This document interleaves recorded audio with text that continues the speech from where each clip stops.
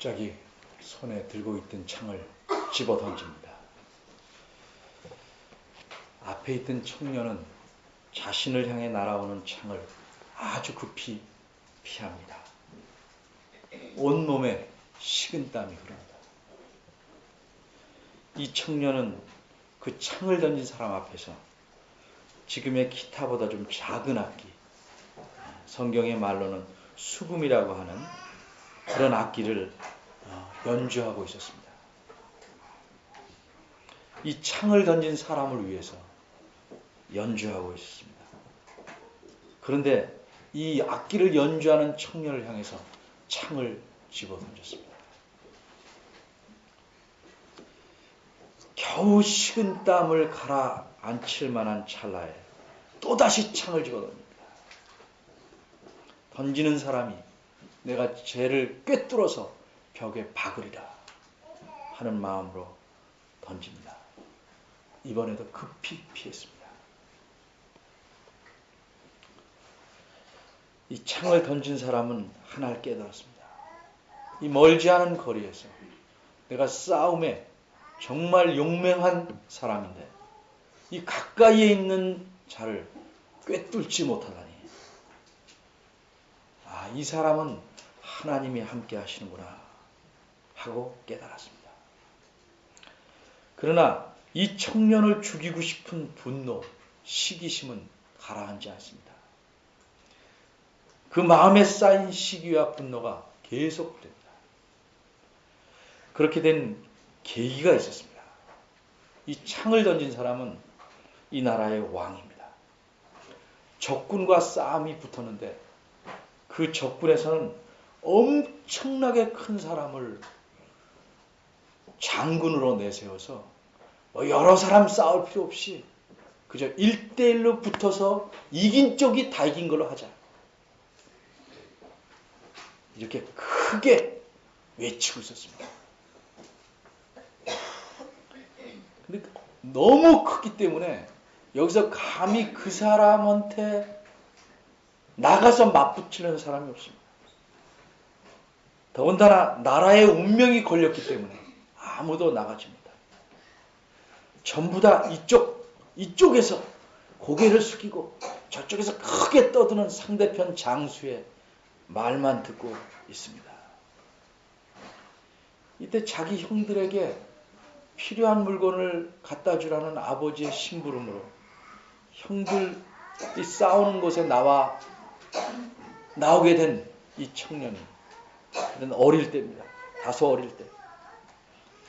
그 적군의 장수가 하나님을 모욕하는 말을 듣고 굉장히 분이 생겼습니다. 저렇게 싸가지 없는 놈이 있나? 감히 하나님을 모욕하다니. 그래서 자기가 나가서 싸웁니다. 사람들이 다 웃습니다. 말합니다. 집에 가서 젖을 터먹고 와라. 그런데 워낙 나갈 사람이 없으니까 왕도 할 수 없이, 그래, 어차피 못 나갈 거니까 행여나 혹시나 나가봐라. 근데 아무런 무장도 하지 않은 몸입니다. 그래서 왕이 자기의 갑옷을 줍니다. 근데 이 왕이 보통 사람보다 어깨 위에 머리 하나가 더 큰 사람이에요. 그 갑옷을, 왕의 갑옷을 주니 질질 끌립니다.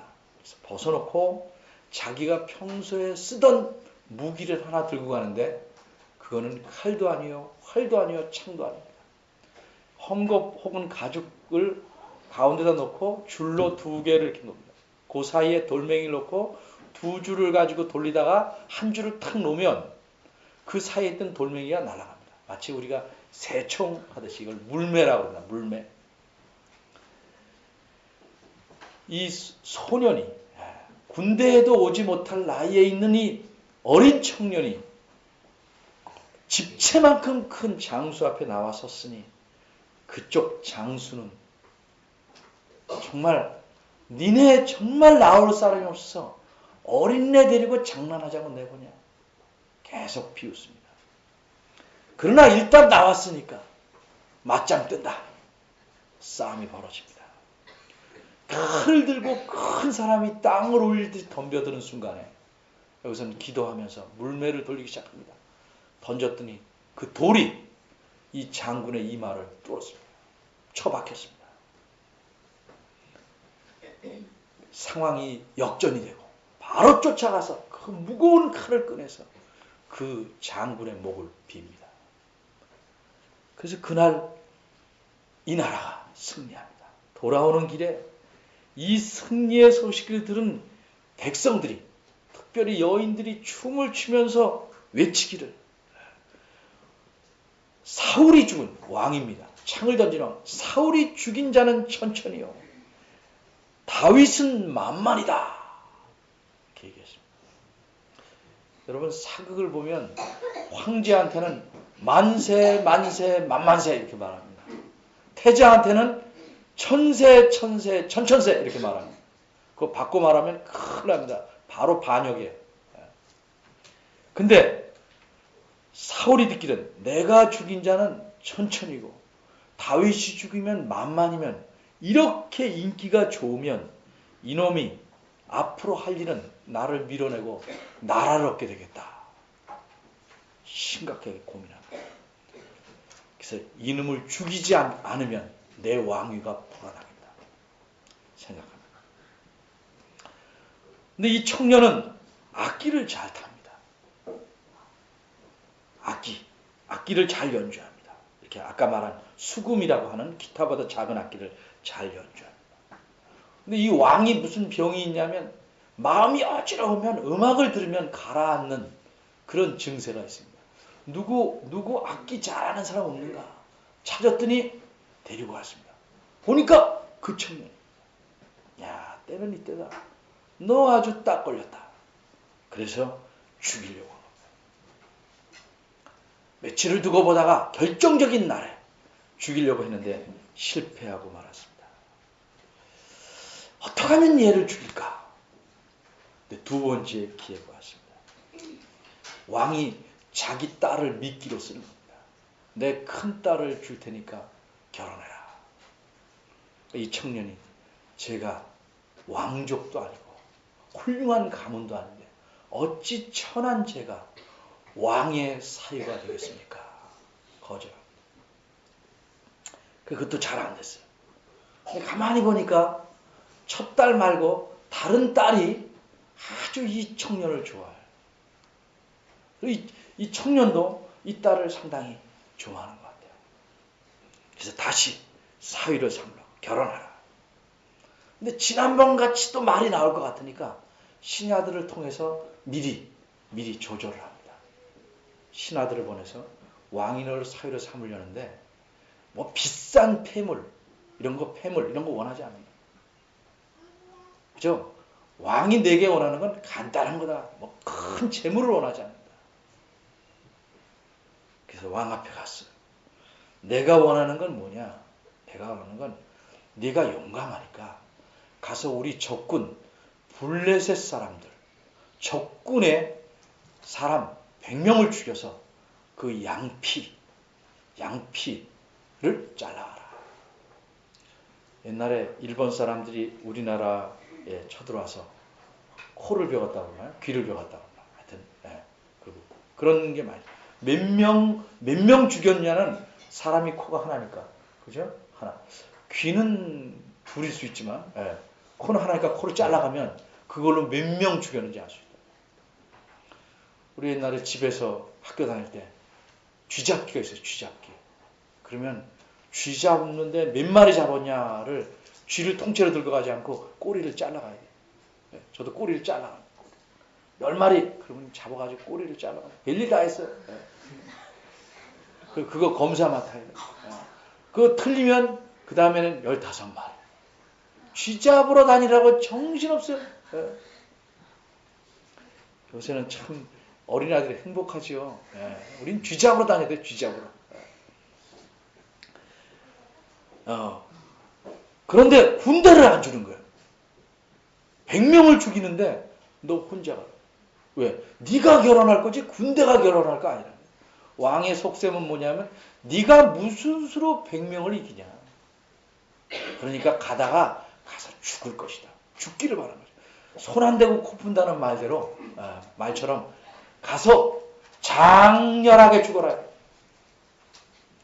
그래서 무기를 드는 항상 이렇게 장군에게는 무기를 드는 이제 이렇게 사환이 있습니다. 둘이 가서 200명을 죽였어요. 200명. 사람이 할 수 있는 게 아니죠. 정말 하나님이 도우셨으니까 200명. 양피라는 건 뭔지는 양의 가죽이 아니고 어른들은 아니까 아이들은 나중에 또 설명할게요. 그를 살갗을 아이들 고추로 비유하면 그 살갗을 잘라. 그러니까 결혼 안 시킬 수 없죠. 결혼시켰어요.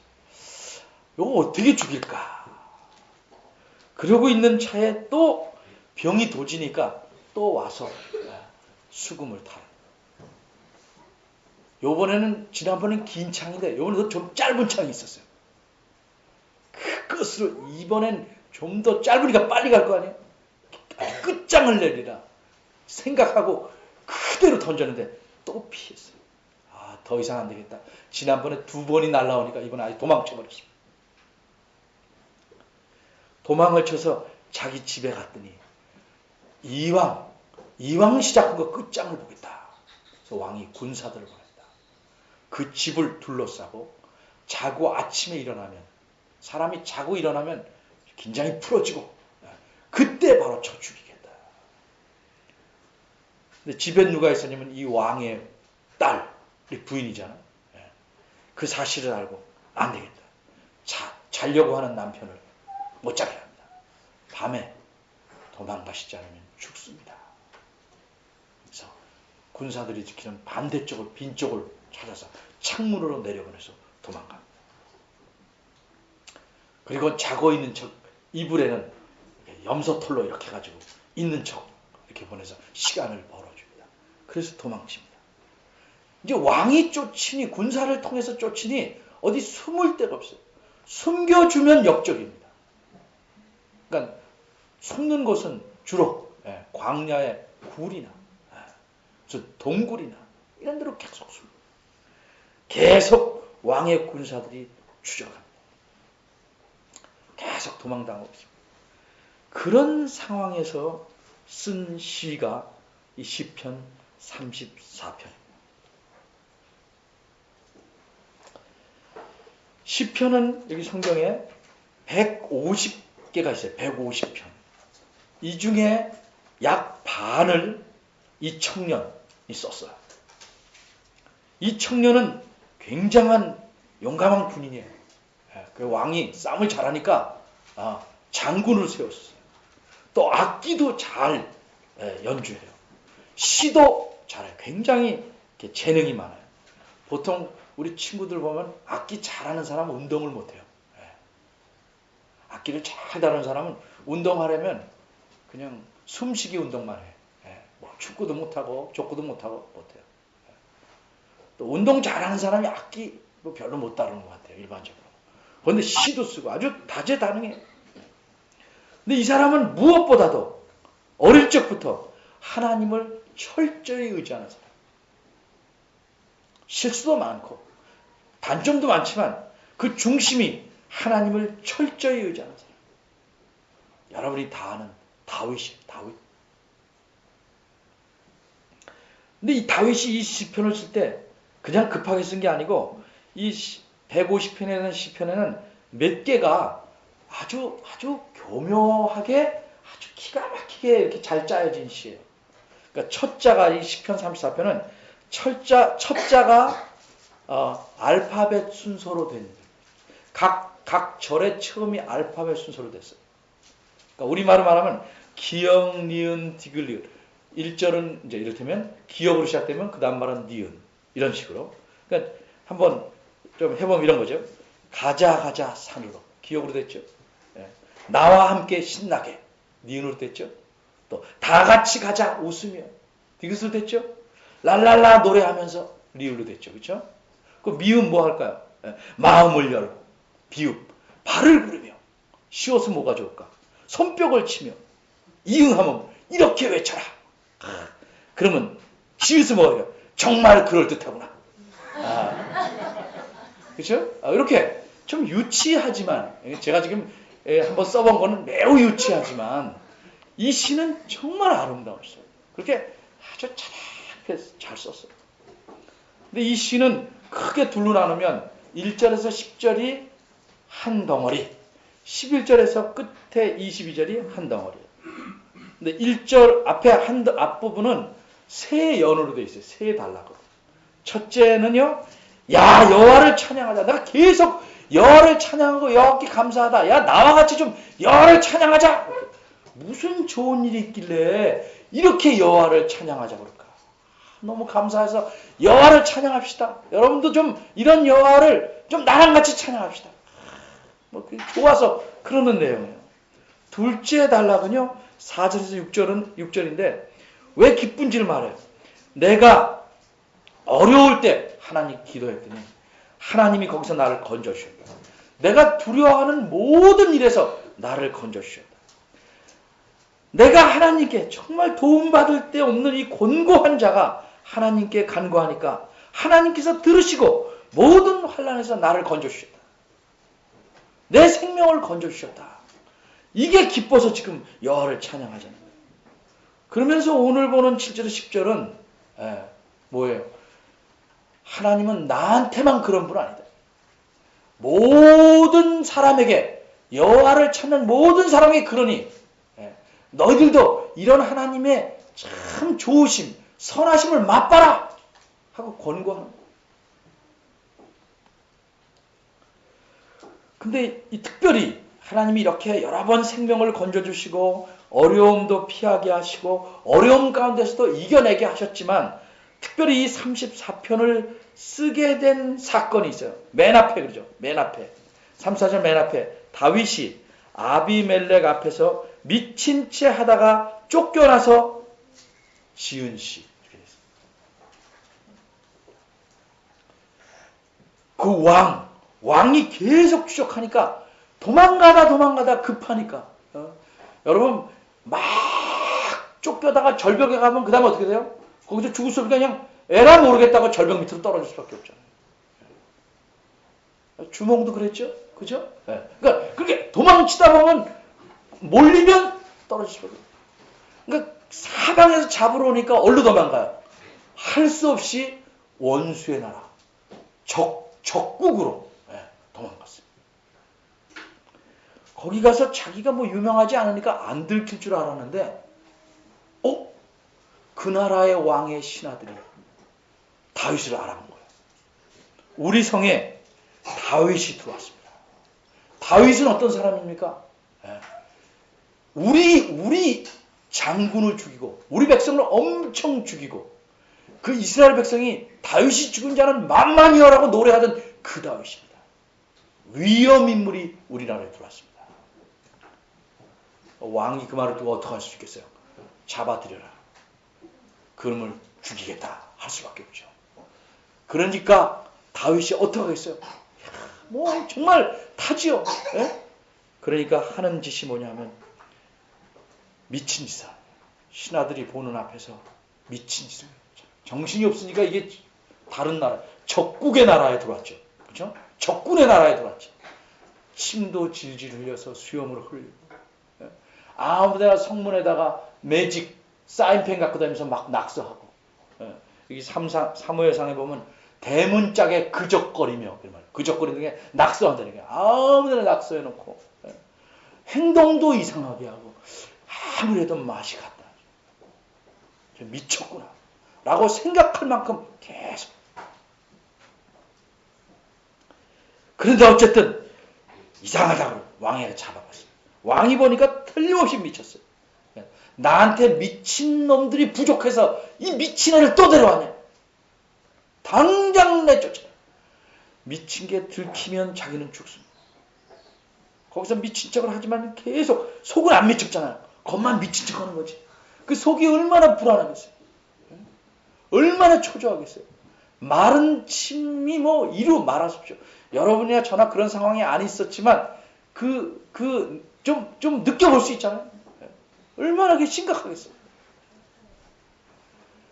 그런데 쫓아내라는 말이 뭐 두들겨 맞아도 목숨은 보존했죠. 그러고 나서 야, 그 마음속에 죽을까봐 얼마나 하나님께 속으로 부르짖었겠어요.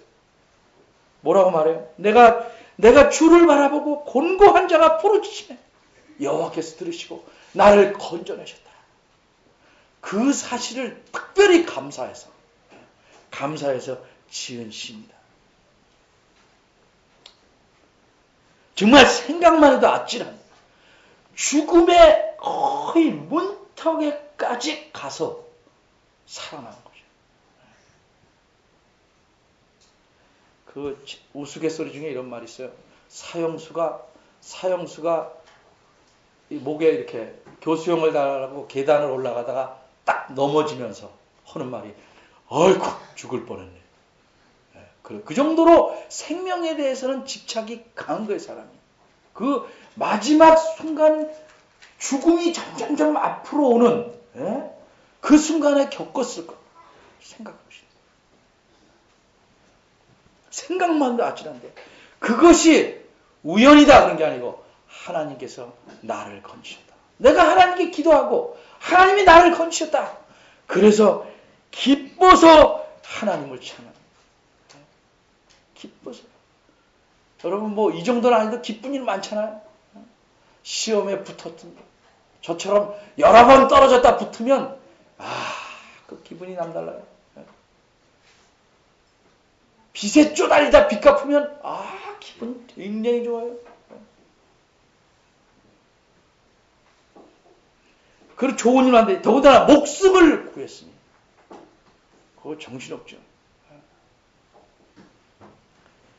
그런데 다윗은 하나님께서 자기에게만 이렇게 하신다라고 생각하지 않는 거예요. 자기 깨달은 하나님은 누구한테나 도움을 구하면 해주신다라 아는 거죠.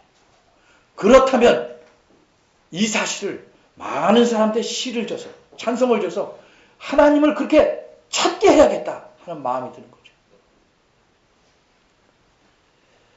도움을 구할 데 없어 막다른 골목에 처한 자가 하나님 좀 도와주십시오 부르짖으면 하나님은 도와주십니다. 우리 사람도 그러지 않습니까? 내 자녀가 아니라도 남의 자녀라도 어려움에 처해서 도움을 구하면 외면하지 않죠. 하나님도 그러십니다. 하나님도 정말 하나님께 도움을 구하면 결코 외면하지 않습니다.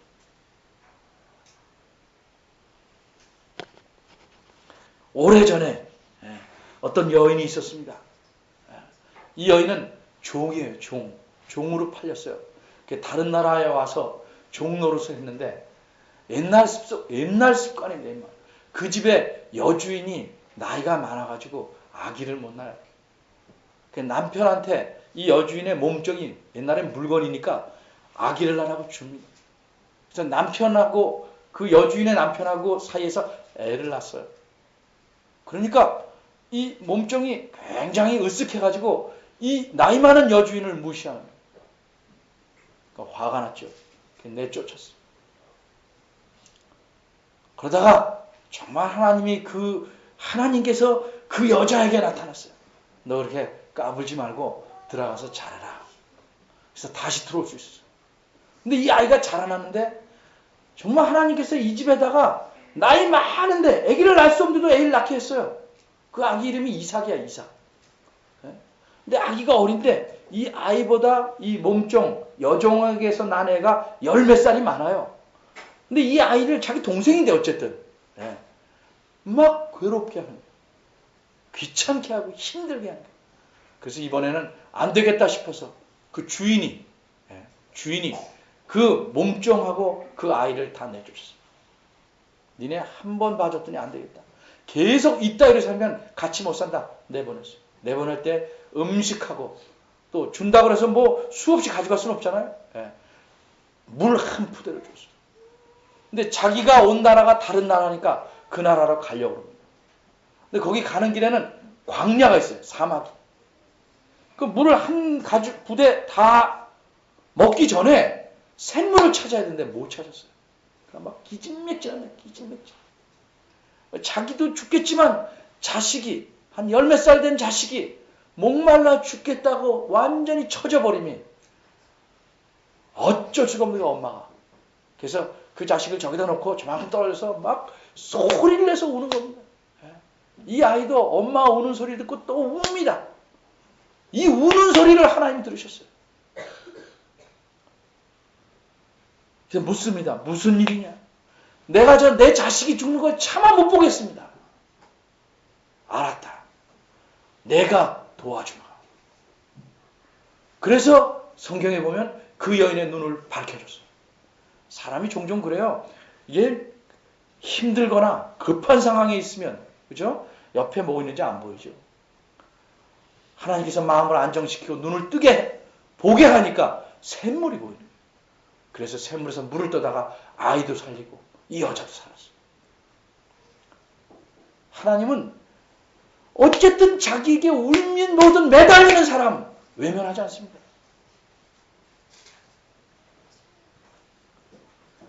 그러니까 이 다윗이 생각하는 거예요. 나뿐만 아니라 누구에게든지 특별히 하나님의 자녀들이 매달릴 때는 더욱 하나님께서 특별하게 사랑하실 것이다. 그걸 확신하고 말하는 거예요. 사람이 확신을 갖고 살아야 돼요. 거짓된 확신이 아니고 진정한 확신. 이런 영어에 이런 말이 있어요. 확신이 없는 사람은 문짝 하나가 이게 경첩이라고 그러죠. 두 개는 떨어지고 위에 하나에 경첩만 있어서 덜렁덜렁 하는 것 같아요. 언제 떨어진지 모릅니다. 세상을 바꾸는 사람은요, 돈 많은 사람도 아니요, 정치 잘하는 사람도 아니요, 재능이 뛰어난 사람이 아니에요. 확신 있는 사람이에요. 확신.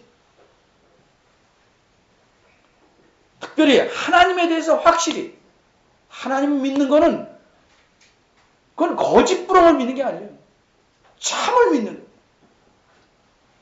하나님께 부르짖는 자는 반드시 도우신다. 이런 확신이 있어야 되는 거예요. 이런 확신을 가르쳐주는 거죠. 이런 확신을 좀 가져라. 그래서 뭐라고 말해요? 8절에 너희는 맛보아 알아라. 음식처럼 얘기하죠. 좀 맛 좀 보고 알아라. 경험해봐라. 무엇을? 여호와께서 하나님께서 선하시다는 것을. 하나님께서 선하시다는 것을 좀 경험해봐라. 맛봐라. 대부분 하나님 믿는다 그러고요. 경험을 못해요. 경험을 못하니까 머릿속에 지식만 있어요. 지식만. 그러니까 하나님 믿는 재미도 없고 보람도 없고 기쁨도 없고 확신도 없고 하나님 믿는 게 어떤 건지를 경험을 해요. 삶에서. 근데 왜 경험 못하는 줄 알아요? 왜 경험 못할까? 여기 7, 8, 9, 10절 안에 담긴 내용을 잘 살펴보면 왜 못하는가? 경험할 순간에 피해버린단 말이죠. 경험할 순간에. 하나님께 피하는 자가 복이 있어요. 그분의 선하심을 맛보게 된단 말이죠. 피한다는 말은 이 어려울 때 내 피할 피난처는 하나님뿐이다. 그분에게 매달리는 거죠. 그분을 피난처로 삼고 그분을 신뢰하고 그분을 의지하고 그분에게 가면 이 어려움을 이길 수 있으리라. 피해갈 수 있으리라. 넘어설 수 있으리라. 그래서 그분에게 가는 거예요. 그래야 그분의 선하심을 아는 거죠. 친구들도 그러잖아요. 친구 좋다는 게 뭐예요? 늘 친구 좋다는 게 뭐냐? 친구 좋다는 게 뭐냐? 그러고 돈이 필요한데 친구한테 전화도 안 해요. 친구한테 전화하니까 얼마 필요한데? 그렇게 조금은 충분히 해주지. 바로 보내준다. 바로. 네? 뭐가 필요해? 너 아파 지금? 바로 간다며. 바로. 그런 거 말하지 않으면 전혀 경험 못해요.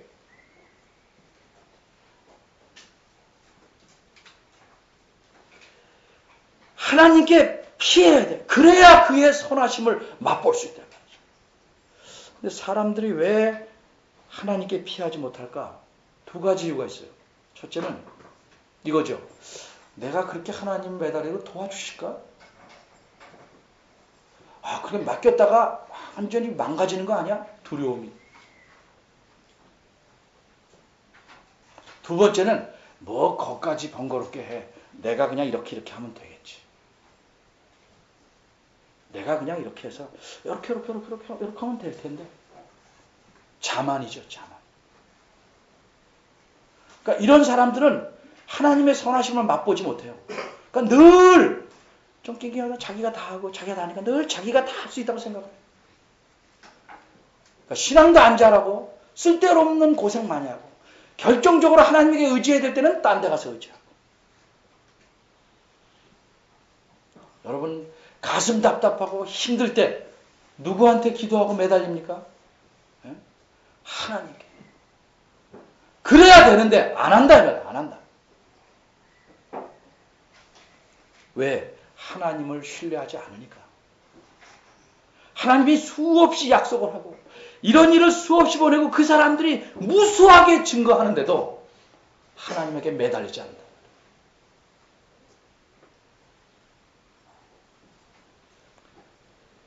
어떤 자가 어려울 때 하나님께 피할 수 있을까? 어떤 자가 하나님께 피할 수 있을까? 그분을 피난처로 삼을 수 있을까? 여기 여러 표현이 나와요. 여호와를 경외하라. 경외하는 자. 하나님을 참으로 존경하는 거예요. 그분을 신뢰하는 게 이게 경외예요. 그런 자라야 어려울 때 그분에게 매달릴 수 있습니다. 내가 신뢰하지 않는데 왜 하나님께 매달려요? 신뢰하는 곳에 가는 거죠. 거기서 드러나는 거예요. 거기서. 자기가 처한 상황이 정말 이게 내 힘으로 해결하지 못하고 하나님이 도움이 없으면 안 된다 하는 상황에 대해서도 굉장히 눈이 둔하고 그걸 하나님께 내놓지 않는다.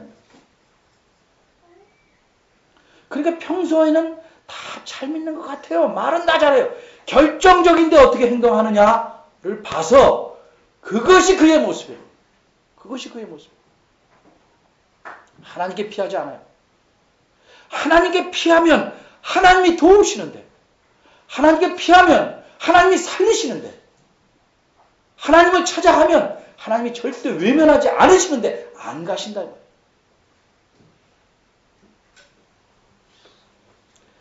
도대체 어떤 선하심을 우리가 맛보게 될까? 하나님을 경외하는 자가 어려울 때, 힘들 때, 가난할 때, 속상할 때, 슬플 때 하나님께 가면 어떤 선하심을 맛볼까? 7절, 특별히 얘기하죠. 7절에 많이 얘기해요. 여호와의 사자가 주를 경외하는 자를 둘러 진치고 저희를 건지신다. 그가 당한 어려움에서 건져줍니다. 여호와의 사자가 둘러 진친다는 건 큰 부대가 둘러서 있는 거예요. 이게 비유적인 말이 아니에요. 다윗이 돌아오다가, 야곱이 돌아오다가 이제 형을 속여먹고 형이 죽인다고 해서 도망쳤잖아요. 20년 뒤에 돌아오면서 형이 군사 400을 데리고 온다는 말 듣고 가슴이 철렁대요. 자기에게는 군사가 없어요. 형이 덮치면 자기는 죽을 수밖에 없어요. 그때 하나님이 야곱의 눈을 열어서 무엇을 보게 하신 줄 알아요? 군대가 야곱을 따르는 군대가 하나님의 군대가 진영이 2개나 있다. 2개.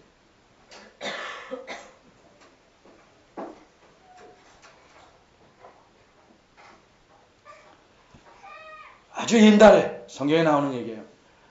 이 나라의 적인 아람이라는 나라가 있어요. 아람이라는 나라가 쳐들어오는데 쳐들어올 때마다 하나님께서 선지자를 통해서 알려주는 거예요. 어디로 들어온다. 그럼 이 선지자가 왕한테 알려요. 그러니까 거기 가서 다 막아요.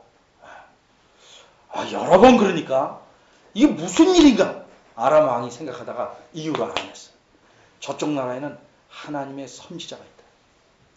그러면 이기려면 그 선지자를 잡아오면 되겠다. 그 선지자가 어디 있는가? 도단이라는 성이 있다는 걸 알았어요. 그래서 군대를 총동원해서 그 성을 빼곡하게 둘렀었어요. 이 선지자 하나 잡으려고. 정예 부대들을 다 빼곡하게 빠져나갈 수 없어요. 물샐 틈 없이 둘렀었어요. 그러니까 이 선지자를 돕고 있던 시종이 아침에 일어보니까 아이고 적군들이 그냥 빼곡하게 둘러싸요. 깜짝 놀라서 선지자에게 말하는 거예요. 큰일 났습니다. 선지자는 뭐가 큰일 나냐. 이 시종은 선지자가 잠이 들 깬 줄 알아요. 예? 저것 좀 보십시오. 나도 다 본다. 그리고 하나님께 기도하니까 이 시종 사환의 눈을 열어주셔. 뭘 보신 줄 아십니까? 빼곡하게 둘러싼 그 모든 빈 공간에 하나님의 군대가 불말과 불병거가 꽉 차 있어요. 사람이 아무리 서 있으면 뭐예요? 꽉 차서 움직이질 못하는 거예요. 하나님이 이렇게 보호하시다. 그건 선지자니까 그렇겠지. 안 그래요. 성경의 말씀 보시면 예수님이 이런 말씀하셨어요. 마태복음 18장 10절에 삼가 이 작은 자 중에 하나라도 업신여기지 말라. 그 다음 말씀 뭔지 아세요? 너에게 말하노니 그들의 천사들이 하늘에서 내 아버지의 얼굴을 항상 배웁느니라. 하나님께서 자기의 자녀들 모두를 지키는 천사들을 다 파송해 놓고 있다. 히브리서 1장 14절에 뭐라고 그러지 알아요? 모든 천사들이라는 것은 섬기는 영으로서 구원받을 상속자들, 예수 믿는 자들을 위하여 섬기라고 보내신 것이 아니냐. 우리가 어려움, 가난함, 슬픔 당하지만 하나님께서 천사들을 통해서 우리를 철저히 보호하고 계시다는 거죠. 그러니까 가끔 여러분이 정말 죽을 수밖에 없는 자리에서 살아난 사람 이야기를 듣잖아요. 그걸 꼭 내가 해봐야 알아요? 여러분이 꼭 겪어봐야 알아요? 예? 저도 중학교 3학년 때 12월 달에 제가 다니던 교회는 한 10리쯤 떨어졌어요. 근데 크리스마스 연습을 끝나고 10리쯤 가야 돼. 그 마지막 기차를 놓치면 그때 버스도 다 끊어지고 버스가 3시간에 한 대씩 뭐 이렇게 있으니까 10리를 걸어가요. 기찻길로. 그 차를 타려고 뛰었어요. 짧은 차인데 전동차예요. 문이 이게 쭉 그냥 닫히잖아요. 그러니까 달려가는 기차를 또 그때는 뭐 이게 배짱이 있다고 그럴까요? 묵묵하다고 그럴까요? 달려가는 기차를 뛰어탔어요. 근데 가는 속도 때문에 몸이 휙 돌아가요. 거의 요새 체조 선수 이게 뭐죠? 평균대 하듯이 몸이 휙 돌아갔어요. 근데 문은 닫혀요. 사람은 안에 없어요. 사람은 안에 없어요. 근데 이상하게 그 닫힌 문 앞에 사람이, 진짜 사람이에요. 천사가 나타난 뜻 아니에요. 저 말은. 사람이 그 닫히는 문에 발을 넣어가지고 끌어가지고 제 목을 끌어당겼어요. 그래서 살았어요. 눈뜨니가 없어졌어요. 그분 뭐 쑥스러워서 그런지 없어졌어요. 사람 텅텅 비었는데 하필 그 자리에만 사람이 있어서 저를 끌어당겨요. 없어요. 다. 문 앞에 서 있는 사람이 없어요. 꼭 그런 거를 겪어봐야만 하나님이 나를 보호하신다 하는 거 아니죠. 여러분이 위험에 처하면 하나님이 그렇게 다 보호하셔요. 여러분이 아무런 위험도, 가난도, 슬픔도, 고난도 안 겪게 하신다는 얘기 아니에요. 다 필요하니까 겪게 하시고 때로는 여러분이 미련해서 안 겪을 것도 겪지요. 그러나 하나님을 의지하고 찾는 자녀들은 하나님이 보호하신단 말이에요. 그게 성경의 가르침이에요.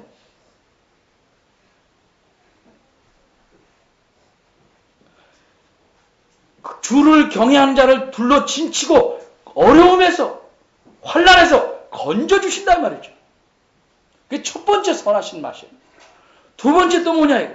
9절 10절에 나오죠. 여호와를 경외하라. 그를 신뢰하고 어려워하고 늘 가까이 하기 힘쓰라 이 말이에요.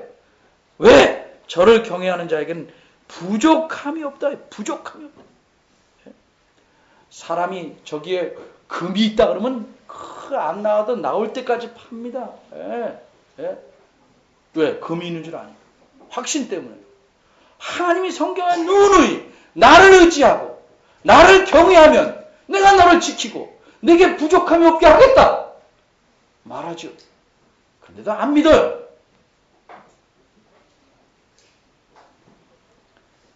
어느 정도 부족함이 없냐? 혹 젊은 사자, 늙은 이 빠진 사자가 아니고 사자가 동물 중에 제일 센 놈 아닙니까? 뭐 이 나라에는 호랑이는 없으니까 사자. 근데 젊은 사자, 뭐든지 자기 힘으로 모든 짐승을 원하면 잡아먹을 수 있는 사자. 근데 그런 사자도 굶을 수 있어요. 그런데 뭐라고 그래요? 여호와를 찾는 자, 여호와를 피난처로 삼고 가는 자, 여호와를 경외하는 자에게는 부족함이 없다. 부족함. 모든 좋은 것에 부족함이 없다. 여러분을 재벌로 살게 한다. 이런 뜻 아니에요. 여러분이 필요한 좋은 것은 하나님 것이고 부족함 없게 해주신다는 거죠. 양으로 비유하죠. 양. 자, 여호와는 나의 목자시니 내가 부족함이 없다. 다윗이 이렇게 말했어요. 양한테 뭐 반지가 필요해? 양한테 좋은 건 좋은 꼴, 안전한 쉼터, 마실 물, 사람에게 꼭 필요한 거, 좋은 것 하나님이 다 아셔.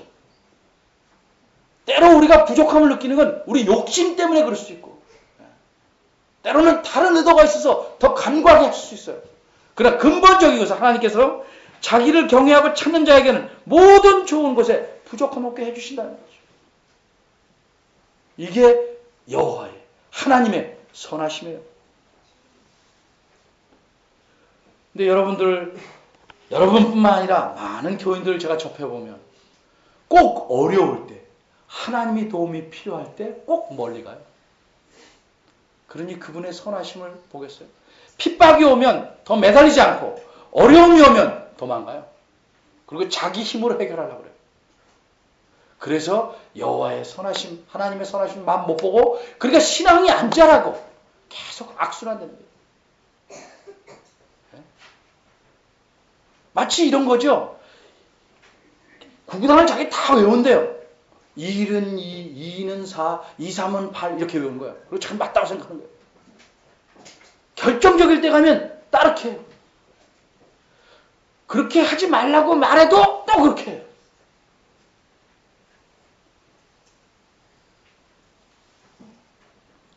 여러분 다윗이 또 성경의 여러 곳에서 수많은 곳에서 하나님이 어떤 문제라고 말합니까? 자기를 경외하는 자. 그래서 자기에게 피하는 자에게는 하나님이 선하시게 대하신다는 거죠. 그를 지키시고 좋은 것이 부족함이 없도록 해주신다는 거죠. 이런 것을 맛봐야 신앙이 튼튼해지는 거예요. 신앙은 그저 지식으로만 되는 게 아니에요. 지식을 얻어서 그거대로 의지해야 신앙이 커가는 거예요.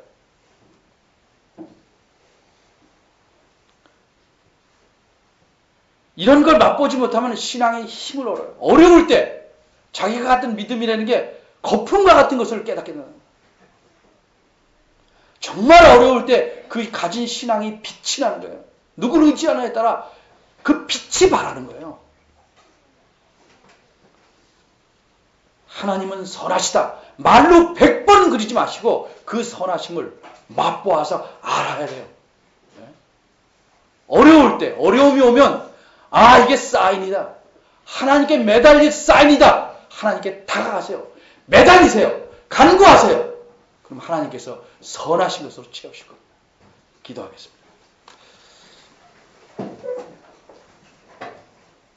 하나님 아버지, 저희 미련하고 아둔함을 용서해 주시고 우리가 어려울 때, 힘들 때, 가난할 때, 슬플 때 주님을 바라보게 고개를 들도록 도와주시옵소서. 여러 가지 상황과 여러 가지 환경과 또 밖에서 오는 내 안에서 생기는 의심이 어떻게든지 하나님에게서 우리를 떼어놓으려고 할 때 그것을 이기고 하나님을 향하여 손을 내밀 줄 아는 저희들 되게 하시옵소서. 그래서 하나님의 위대하심과 선하심을 맛보아 아는 저희들 되게 하시옵소서. 예수님의 이름으로 기도합니다. 아멘. 다 같이 일어나서 성령